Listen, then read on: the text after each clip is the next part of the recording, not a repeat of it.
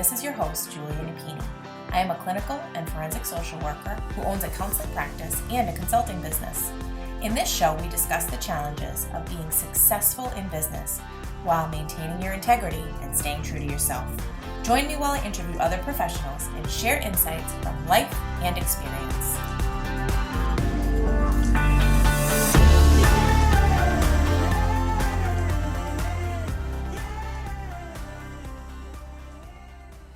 Let's talk about RingRx, our latest sponsor. RingRx is a high-quality, HIPAA-compliant telephone, text, and fax communications platform. They provide seamless, cost-effective communications for behavioral therapists, medical practices, hospitals, and other healthcare providers. RingRx is designed for modern healthcare environments. They offer customizable features like a phone app, automated patient outreach, voicemail, after-hours call routing, and top-quality desk phones. Try RingRx for free today at ringrx.com. And if you sign up using the code CLIMB, you'll get 15% off your monthly bill forever. Conditions apply. Hello and welcome to another episode of the Compassionate Climb podcast. My guest and I are going to have a conversation today that will be particularly helpful to those of you out there who are highly sensitive individuals who are either leading a team, leading a business, helping others in a helping profession, and you are kind of looking to be able to maintain that in some really difficult times and throughout difficult work. And so, Jole, welcome to the show. Thank you for being here. Thank you for having me about a topic that I'm really passionate about. Absolutely. So I would love to hear more, and I'm sure our audience would as well. How is it that you got into this work specifically? I got into this work because I've always had a deep interest in human beings, be it in theater, in dance, in music, in anthropology, in biology. And I mean, I've been on this planet for a while. So eventually I ended up as a music therapist. And then I took a step and I said, I think therapy is not it. And I started, going more into coaching because I'm a very practical person, which, you might understand. And yeah, that's how I ended up here. And then somebody gave me a book a few years ago about high sensitivity. And when I read it, I was like, oh, that explains a lot of things about myself and most of my clients. And that's how I, eventually ended up where I am now, and with, a deep interest in that topic. And yeah. What were the pieces in that book that resonated specifically with you and the clients that you were working with? What stuck out? I think the major thing for me was, I'm not weird. I'm not this singular person. But people like me are about 20% of the population. Mm-hmm. And I know that is one of the major shifts for most of my clients as well. Because most, very sensitive or highly sensitive people, or people that, are so-called high potential people, often have this feeling of being isolated. They have this feeling that they're like, this little island of ice, and there's only, cold ocean around them. There's no one. But 20% is not a tiny minority. So that was a huge step for me. And then to sort of understand that, and I think that's the second major step that became really the cornerstone of my work. And that is that we have huge talents, and that these talents tend to get lost because we don't have self-worth. Okay, we're going to come back to that. I would love to hear your definition of highly sensitive, because when I hear that, and obviously you're coming to us from Germany, I'm in the United States, that there can be different connotations, whether it's society that impacts that, whether it's our upbringing, gender norms. So when you say highly sensitive, I'm thinking for those that are listening that might think that this resonates with them, to know if they would categorize themselves as that 20%. Sure. The first thing I want to say is that, the traits and the percentage are pretty much consistent in all populations of the world. So it doesn't matter whether you're Asian, Aboriginal, Indigenous, whatever, European, American, man or woman, it doesn't matter. Yeah.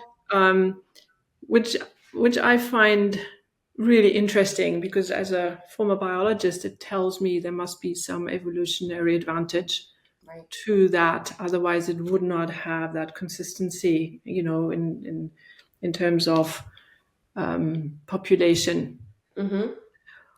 Yeah, and yes, to your point, there are obviously differences in terms of culture. Mm-hmm. How people are brought up, what's around them, what the role of men and women is in that particular culture. For example, in Europe, for a man to be called sensitive is not dramatic. It might not be ideal, but it's not dramatic.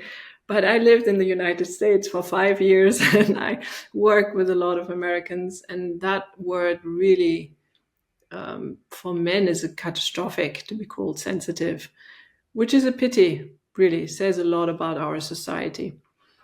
I can't speak for Asia, but I assume it's, if you're an artist, it's okay. If you're a woman and you're not a businesswoman, it's okay. Mm-hmm. But let me give you a definition, my definition of this.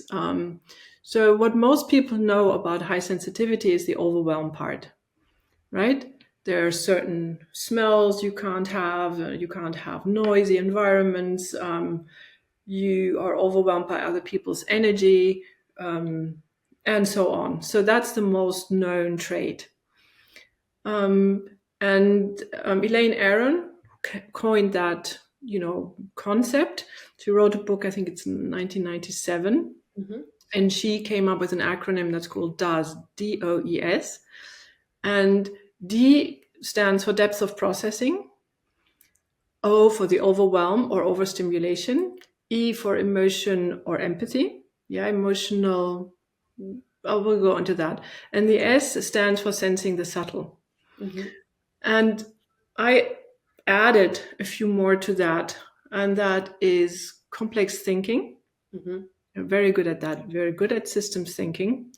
And we are very community orientated. So already you have a lot of traits. And then there's yet another trait, and that is our sense of responsibility for this planet. Yeah. I don't know one highly sensitive person that does not have that one way or another. Mm-hmm. And then I also came up with a spectrum that is not just about plus or minus, more or less highly sensitive, because of that exists.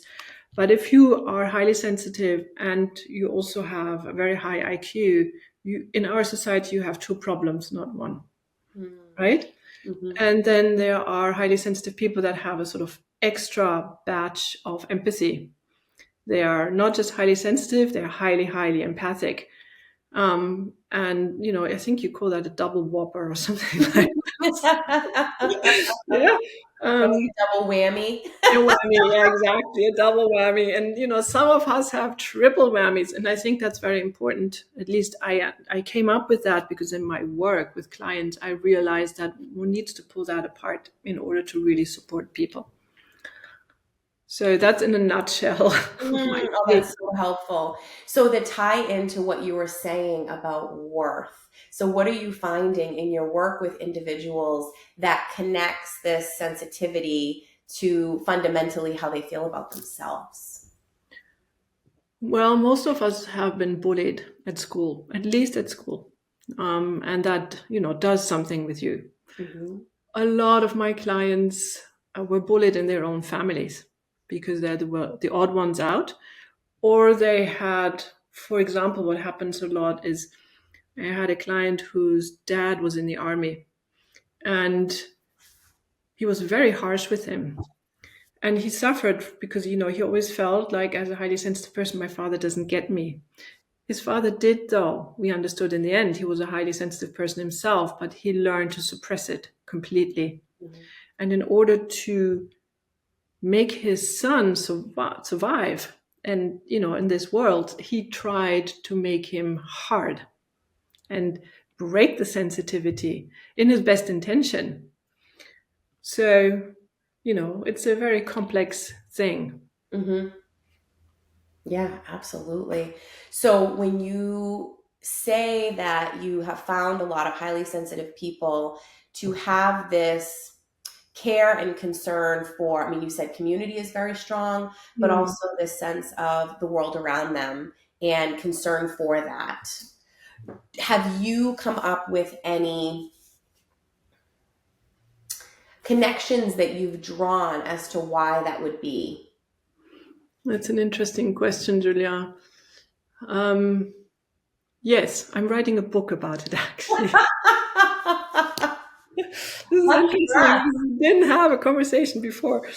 Yeah, it's called Navigating the Polar Crisis. So, and why highly sensitives are particularly important at this moment in time. Yeah. And, then we can talk about leadership as well if you want to. Yes. And I believe that highly sensitives actually need to step up at this point in time, because we have all ingredients and a certain kind of combination of ingredients that is needed in this world to shift what's going on. Mm-hmm. Stay in the victim state of overwhelm. Yeah. We cannot do that. Mm-hmm. So I think it's just, I would call it part of the gift. Yeah. Though, unless you understand that it's a gift, it tends to be a curse. Right. There's always two sides to the coin. Yeah. Yeah. And our society is, built in a way, it's been built for centuries on competition and power and narcissism and taking advantage of people. So I think it takes a lot of self-worth, it takes a lot of resiliency, and it takes for highly sensitive people to find community in order to be able to exert pressure on that system. Mm-hmm. Okay, that makes sense. So where do you see this sense of community, and I would assume like concern for the world, but in some ways wanting to make it better and having that being tied to their behavior and their actions?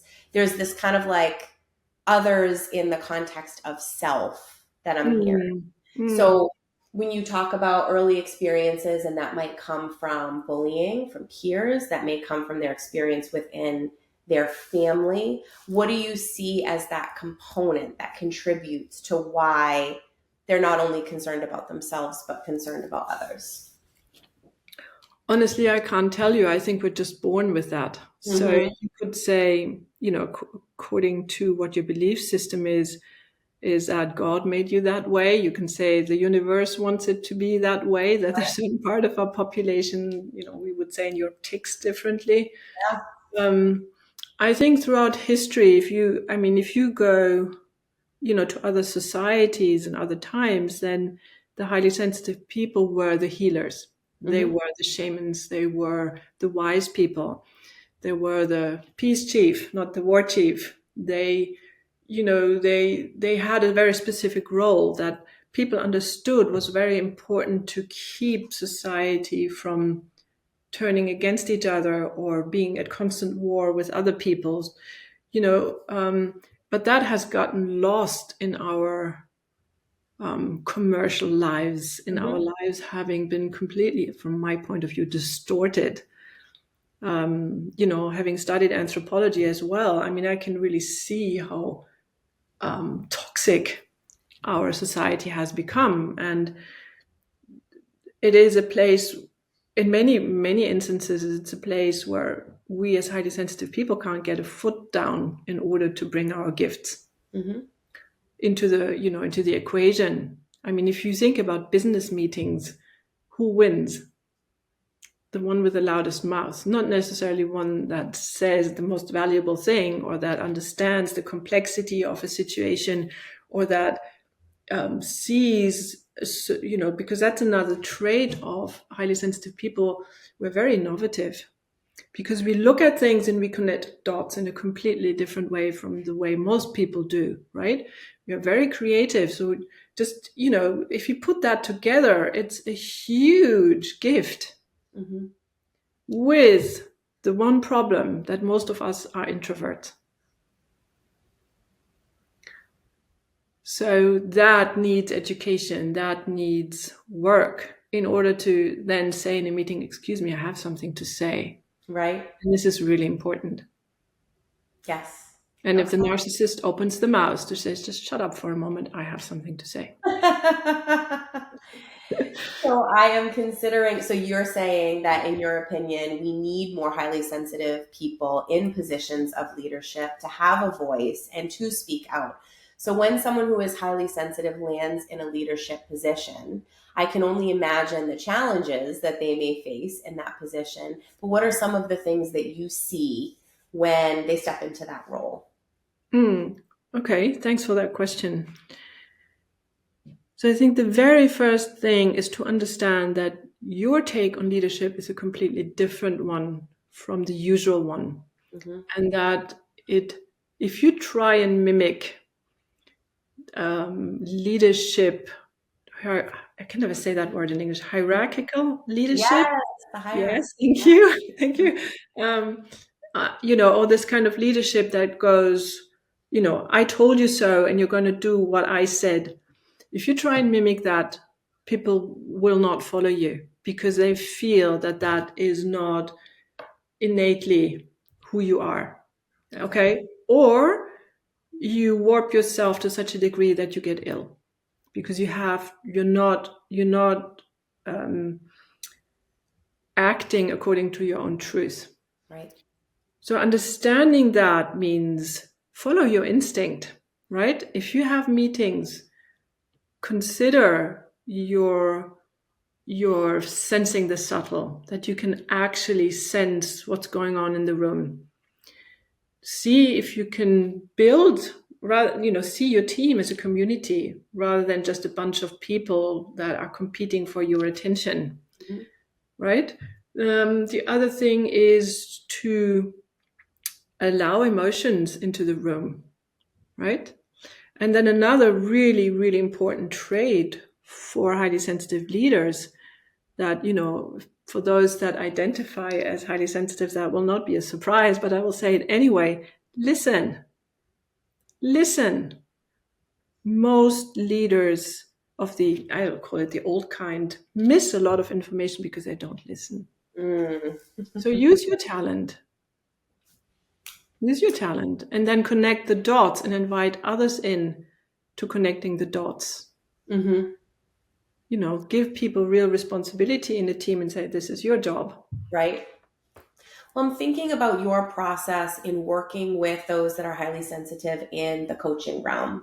And if they find themselves in a position where they are in leadership and they're managing people and they're finding that the sensitivity might be getting in the way of them doing what needs to be done for the business because they care so deeply about their team, because they feel everything to a more heightened degree than the average person.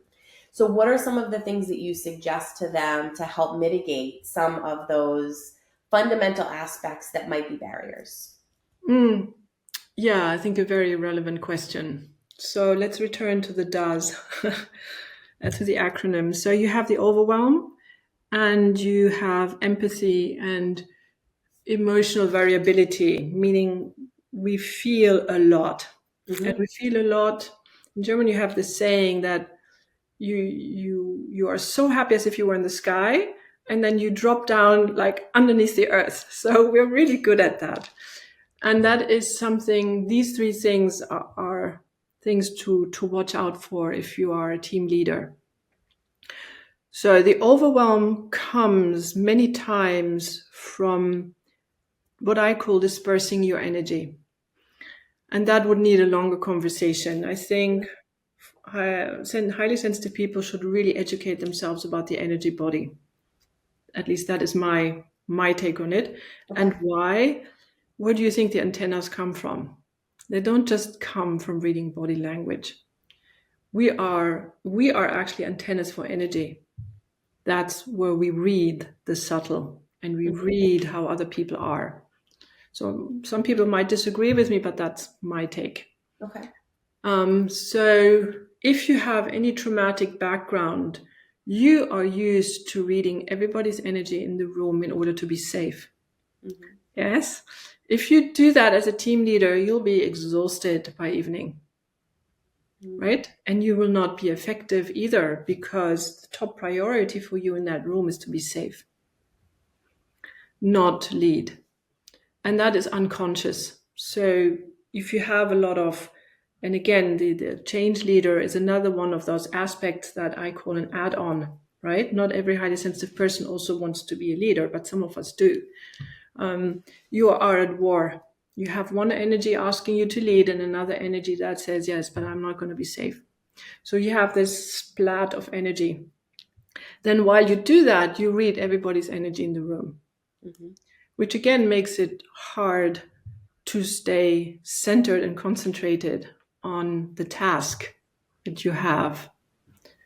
That's very important. The other very important thing is that we get entangled in other people's emotions. So somebody's in the room that might not be feeling well. And if we're not careful, we will give too much energy and it's difficult to explain, too much awareness or that to that person, right? And that's one reason why I said allow emotions in the room, because if you then say, look, it seems you're really not well. Do you want to take a break? Yeah, or shall we just, let's say somebody's just lost their parent, which from what I gather in America, you have 2 or 3 days to get over that, which is absolutely ridiculous. Yeah, Europeans are a lot better about that. Somebody might be in deep grief in the room. If you're a highly sensitive person, you feel that. So one very good way to do that, which goes against the grain of the way society has worked, is to address it in a friendly way and give that emotion a space or a name or a break or whatever. Sure. Okay. Then the third thing I think that's really important, and I call that taking your energy back to yourself and being present and centered in your body. That's where, my experience in dance and martial arts and these things, comes in very handy. If you manage to learn how to do that, and you can learn, it's a skill, okay? How to do that, you will no longer be entangled by the narcissist in the room. And they hate nothing more than a person that is centered. Because it's That's not the only thing. That's the only thing. Yeah, that's the only thing they fear, because the manipulation stops dead right there. It's like, oh, is that so? Yeah. So I hope that helps. It's just a few. Yeah. Well, and there's also some overlap into those that aren't necessarily in a leadership position. Everything that you suggested can also help in just any interaction that we're having with another person. Totally. So I'm thinking about the long term. So if somebody appropriately identifies themselves as highly sensitive and they're doing some of what you suggested, with community being so important to them, what are some other things that you've suggested or found helpful for them to manage when, let's say, they do experience something extreme, like a significant loss, or when the political climate is really difficult, or when they are in a situation where their safety really is in jeopardy? What are some of the things that have been helpful that they can harness and utilize in those moments when it's not just perceived, but it is really heightened? Yeah, that's a complex question again, but I'll do my best. I think the work in the best case starts before that. Yeah. So if you are, so that you have the tools at your disposition when you are in in an emergency, or let's say in a grief situation. So most, not all, but most highly sensitive people carry trauma, and trauma is embodied. And that is a very important thing to understand. So that overwhelm and that stress and that bullying is not just in your head, it's mostly in your body. And in an emergency, what reacts? It's your body, right? So I would say that it would be very smart that if you know that you carry trauma or that you have very low self-worth, or that you tend to be everywhere but not in your own body, go and look for help. Because it is paramount for highly sensitive people to take care of their of their nervous system. Mm-hmm. And, if people have heard of polyvagal theory and the vagus nerve, that is a very good place to start. Yeah. There are many, many exercises now that you can go buy books on YouTube, and you find, therapists and counselors. Do them. Yeah. Do them. The other thing is look for community. Like I said, we're 20% of the population, and these days it's not like self-help groups or community, based groups don't exist. And if you live somewhere where they don't exist, either open one, because every fifth person around you will be a highly sensitive person, or go online. Yeah. I mean, that is something I really get as feedback from many clients, is the relief, and that's also nervous system relief, when you are in the room, virtual or physical, with other highly sensitive people. It's like, oh, finally, I don't need to translate. Oh my God, that is so wonderful. They just get it. Yeah, just get you. Exactly. I mean, it happens every single time. I don't know these people, and we start talking about really interesting things in a complex, creative way within 5 minutes. And that, to your nervous system, that signals safety. I'm being heard, I'm being seen, I'm understood, I'm liked, I'm part of the game. So if you have that, and you, let's say, suffer a big loss, let's say a parent, you have a community to turn to that will not say, yeah, you should be over that within 2 days. What did I hear recently? Somebody said to a client of mine, well, they're already dead, so why are you sad? There's nothing you can do about that. And I was like, how callous can you be? I mean, how much, and that's another thing sensitive people don't get, how you could imagine making, I think they're called Borgs, in, half human, half machines. Why would you even bother to want to do that? And I remember a friend of mine said, yes, but it's much better that way, because we will be perfect and we will not have emotions anymore. They're always in the way anyway. Was like, excuse me? If you can't handle your emotions, go and see a shrink. But, don't implant something into my body. No, thank you.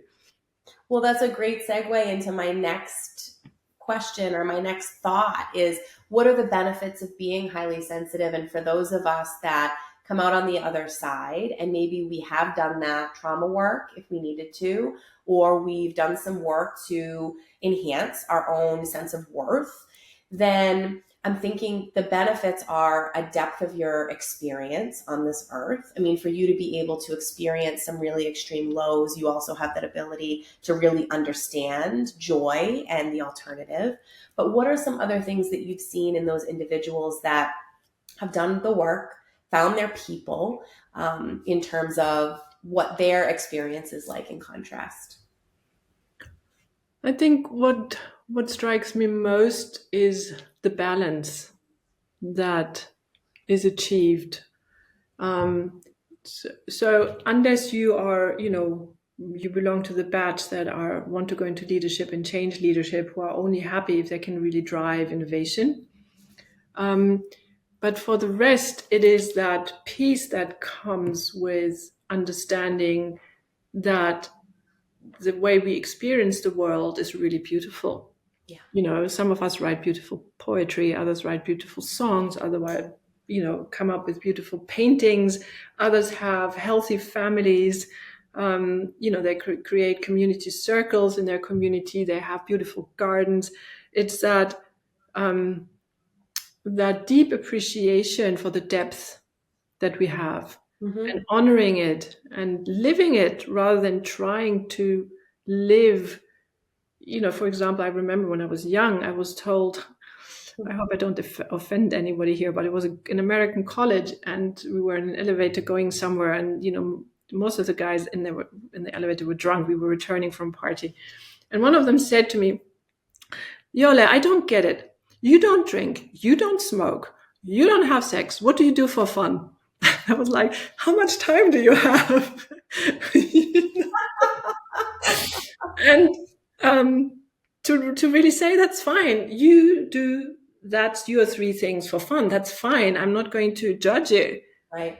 But it's not necessarily the primary 3 things for me, or maybe somebody else, at least not right now. So to have that inner confidence to just say, suit yourself. Wow. So if every highly sensitive person out there were listening to this show, what is something that you would want them to still be thinking about once this episode is over? To really, really deeply get that you are very valuable and that you are needed. We are all needed right now. I mean, look at the chaos around us. Look at what havoc this just grab what I want, is creating in this world. Look at how people treat each other and how many lives are lost because of the greed and the callousness of a few, right? So if I were to say it with anthropological terms, we are the keepers of a different life. And we need to step up, build community. Those of us who want to lead should lead, and learn to have a voice. Thank you for that. So for those listening, if they are interested in learning more about you, working with you, or want to follow along for your book, what is the best way for them to do that? Well, one way is to go to my website, and I'm sure you'll put it somewhere in the notes. Absolutely. And then I have a podcast that is called Bloom Empowered Sensitives, for those who like podcasts. I also have a newsletter. So that's one way to get to know me. Another way to get to know me is just schedule, a 30-minute free call and just pick my brain on anything. And once I've finished writing my book, which we'll see, about halfway through, maybe that would also be an option. Wonderful. Thank you so much for the work that you do and for being on the show today. I really appreciate what you shared with us. Thank you, Julia. I'm always so happy if I can contribute to this change and support people that I care about. Thanks, Julia. If you like what you're hearing, please rate and review. This will help others find us and benefit as well. The Compassionate Climb podcast represents the opinions of Julia Napini and her guests. The information provided is intended for educational purposes only and should not be taken as legal advice. If that is what you are seeking, please consult an attorney.